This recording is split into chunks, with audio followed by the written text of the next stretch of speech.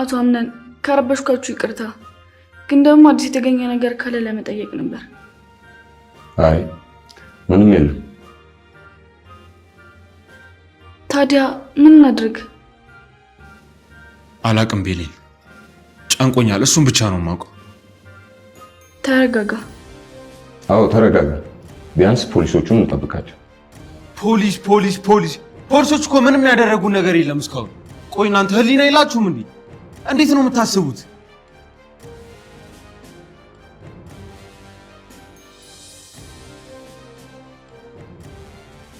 ሄሎ ዲኑ፣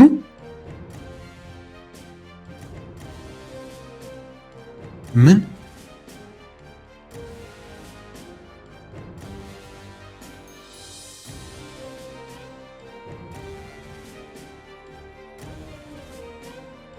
አምነን ምንድን ነው ያሉክ? ዲኑ ደህና ናት? አምነን ምንድን ነው ያሉት? ልጅቷ እንዴት ናት? አምነን ተናገር እንጂ።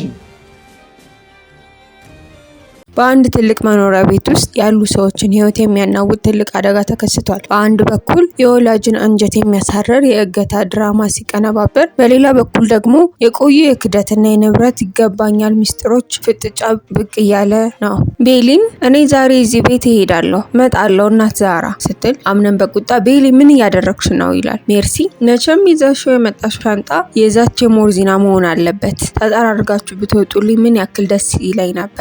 በዛው ወይዘሮ ሞርዚናን ይዛችሁልኝ ብትወጡ አለሽ በውስጧ። ቤሊ ምን አደረግ? በቃ እናት ዛራ ጋር ሄዳለሁ። ልጄ ስንት ነገር አውርተን። አይ እናት ዛራ አንቺ እዚህ ቤት ከሌለሽ ነገሩ ከባድ ነው የሚሆነው። እኔ ከአንቺ ጋራ ብሆን ነው ደስተኛ የምሆነው። ስለዚህ ምንም እንዳትይኝ ስትል፣ ሞርዚና እባክህ አምነን የሆነ ነገር በላለችው። አምነን ወይዘሮ ዛራ ወደ ቤት ተመለሽ ሲል፣ እናት ዛራም የኔ ልጅ ሸክም ልሆንብህ አልፈልግም አለችው። አምነን ያልኩሽን አድርግ አለ በቁጣ። እናት ዛራና ቤሊን በደስታ ተቃቀፉ። የሜርሲ እቅድ አልተሳካም። በዛ ተናዳለች። ተንኮል ሳታስብ የማትውለው ሜርሲ ሌላ ተንኮል ማሰብ ጀመረች። የቤቱ ድባብ በጥርጣሬና በጭንቀት ከመናወጡ በፊት እናት ዛራ በሰዎች መካከል ሰላም፣ አንድነት እንዲሰፍን ከፍተኛ ጥረት እያደረጉ ነበር። ቤሊን ከቤቱ እንድትወጣና ወይዘሮ ሞርዚና ከነዜናቸው እንዲጠራረጉ የምትፈልገው ሰዎች ቢኖሩም እናት ዛራ ግን ለጀሪና ለቤሊን በተረት አስመስላ ትልቅ የህይወት ትምህርት ትነግራቸዋለች። ጀሪ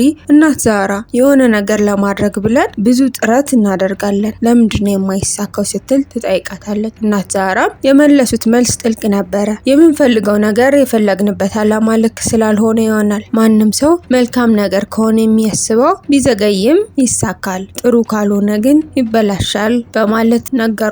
በመቀጠልም መተጋገዝ ትልቅ ብልሃት መሆኑን ለማስተማር 3 ልጆች ያሏትና በአንድነት እንጨት እንዲሰበስቡ በማዘዝ የአንድነት ኃይል ያሳየችውን የእናት ታሪክ በተረት መልክ ነገረቻቸው። እና ዛራ ስለ መልካምነት የሚያስተምሩበት በዚያው ቅጽበት በበስተጀርባ ግን ክፉ ሴራ ይጎነጎን ነበረ። ሙስጦፋ ከፍተኛ መጠን ያለው ገንዘብ ይዞ መጣ። ይህንን ገንዘብ ከየት እንዳመጣው ሲጠይቀው መምጫው ሳይሆን ምን ማድረግ እንዳለባት ማሰብ እንዳለባት ነገራት። እቅዱ እጅግ አስደንጋጭና ጨካኝ ነበር። የወይዘሮ ሞርዚናን የልጅ ልጅ ትንሿን ዳኑን ማገት። አላማቸው ህፃኗን በማገት እና በማስፈራራት የድርጅቱን ግማሽ ፐርሰንት በግድ መውሰድ ነበረ። ሴራው በተቀነባበረ በትንሽ ደቂቃ ውስጥ አስደንጋጭ ዜና ተሰማ። ዳኑ ከቤት ውስጥ ማንም ሳያያት ተወስዳለች። ወይዘሮ ሞርዚና ይህንን ሲሰሙ ሙሉ በሙሉ አበደች። ወይኔ ልጄ ምን እያደረጉሽ ነው? ለእናትሽ ምን እመልሳለሁ እያለች በከፍተኛ ጩኸት ለቅሶ ቤት አናወጠችው። ይህንን ያደረጉ ጠላት እንደሆነ ብታውቅም በትክክል ማን እንደሆነ ግን ለማወቅ ግራ ተጋብታለች። አቶ አምነን በከፍተኛ ደነገጠ። ፖሊስ ቢያውቀው እስካሁን ምንም መፍትሄ ባለመምጣቱ ቤት ውስጥ ባሉ ሰዎች ላይ ከፍተኛ ጭንቀትና መካሰስ ነገሰ። ሜርሲ ወደ ጄሪ ክፍል ትገባለች።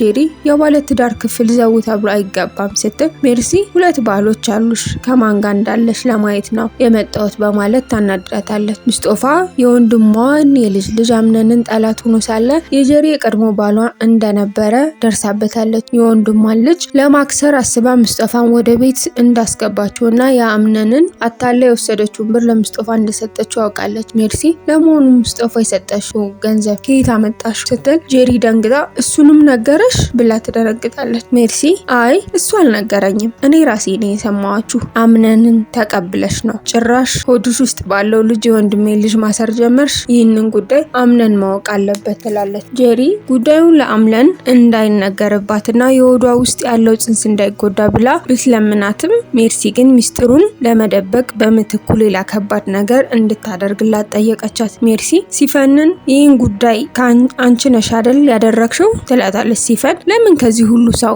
መሀል እኔም ብቻ ጠረጠርሽኝ? ሜርሲ ያው ብዙ የምንተዋወቃቸው ነገሮች ስላሉ ያው ያደረግሽው ነገር እጅግ ውብ እና የሚያስደንቅ ነገር ስለሆነ ነው። ሲፈን ይሆናል ገና በደንብ አስገርምሻለሁ አታስቢ ትላታለች። ሜርሲ እኔ በተለይ አንድ ነገር ላደርግ አስቤያለሁ፣ ወይዘሮ ሞርዚናን መንቀል ማጥፋት። ያው አንድ የማውቀው ቦታ አለ እና እዛ አብረን እንሄዳለን። ሴትዮዋ በነቀለሽ ቁጥር እኔና አንቺ ደስተኛ እንሆናለን ትላታለች። አቶ አምነን በዳኑ መታገት ምክንያት ራሱን መቆጣጠር አቅቶታል። ለራሴ መሆን አቅቶኝ ለትንሽ መሆን አቃተኝ እያለ በቁጭት ይቃጠላል። ከዚህ በላይ እናቱ ከመሞቷ በፊት የደበቀችው ብዙ ሚስጥር እንዳለና ውስጡን እየረበሸው እንደሆነ ይገልጻል። ቤሊን አቶ አምነን ከረበሽኩ ይቅርታ፣ ግን አዲስ ነገር ካለ ልጠይቅ ብዬ ነበር ትለዋለች። አምነን በመጨነቅ ምንም አዲስ ነገር የለም ይላታል። ቤሊን ታዲያ ምን እናድርግ?